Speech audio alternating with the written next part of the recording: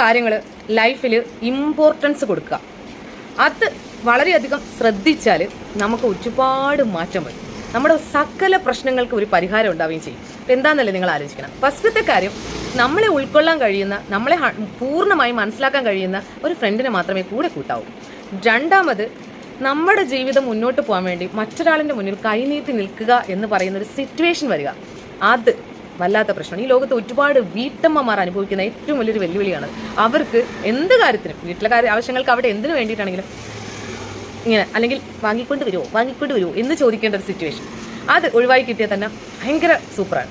ഇനി മൂന്നാമത്തെ കാര്യം, നമ്മൾ കഷ്ടപ്പെട്ടാണ് നമ്മൾ ജീവിക്കുന്നത്. ഒരാളിൻ്റെയും പൈസ കൊണ്ടിട്ടല്ല നമ്മൾ ജീവിക്കുന്നത്. നമ്മൾ തന്നെ എല്ലാം മുറിയെ പണിയെടുത്താണ് നമ്മൾ ജീവിക്കുന്നത്. നമ്മൾ ഒരു തെറ്റും ചെയ്യുന്നില്ല എന്നുണ്ടെങ്കിൽ ആരുടെ മുന്നിലും ഇങ്ങനെ പോയി നിൽക്കേണ്ട ആവശ്യമില്ല. പഠിപ്പിച്ച അധ്യാപകരും നമ്മളെ അച്ഛനും അമ്മയും, ഇത്രയും മതി. അവരുടെ മുന്നിൽ മാത്രം